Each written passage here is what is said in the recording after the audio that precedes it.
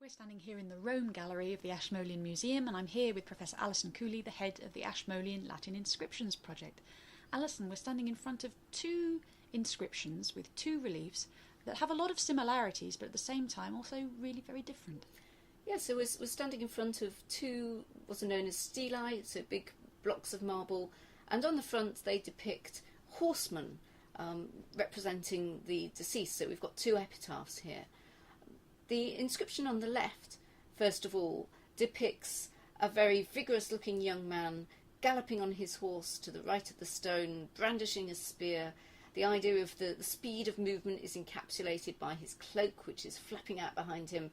The horse's tail seems to be whisking along, and it gives the impression of a very vigorous, efficient army officer. Before we look at this monument in detail, I'd like just to draw your attention to one interesting factor, which is that although the inscription itself was found in Ephesus in the 19th century, so Ephesus now in modern Turkey, traditionally a Greek-speaking area of the world, the inscription itself is in Latin, and so is bringing out immediately the Roman quality of this tombstone. The inscription tells us some more about who this individual is. It translates as "To Lucius Pompeius Marcellinus, son of Lucius, of the Fabian voting tribe, from Rome, tribune of the first cohort of the Ligurians. He lived 23 years, 5 months, 11 days. His mother, Flavia Marcellina, built the monument, and his sister, Pompeia Catulina. This monument will not follow the heir." So it was two female relatives that set up his tombstone. Is that unusual? It's not unusual in itself, but in a way it's quite unusual simply because the inscription itself was found at Ephesus. Even though he's from Rome? Exactly. So you might have thought that his mother and his sister more naturally would have stayed behind in Rome, whereas it seems that when he was travelling out to join his army unit, who were probably based in the eastern Mediterranean at this time, that en route to joining his companions, it appears that he fell ill and died, and that then his mother and his sister, who were probably with him because they were financially dependent on him, then ended up not being supported by him, but actually ending up commemorating his death. This phrase that closes the inscription, "This monument will not follow the heir," what does that mean? So that reflects a common Roman concern, which is that if you have an heir who's not actually part of your family, that they then may neglect your tomb and it may fall into disrepair. So by saying that it will not follow the heir, it protects it and allows instead the mother and the sister to remain legal owners of the monument and look after it for the future. But I think what I'd like to highlight about this picture is its very appropriate nature, that given we've got a 23-year-old who's just joined the army and is an army officer, it fits very nicely that he actually is depicted as a cavalryman galloping along, brandishing his spear.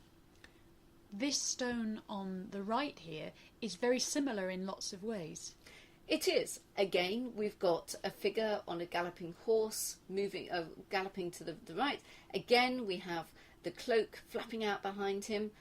But there are actually some crucial differences in this inscription as well.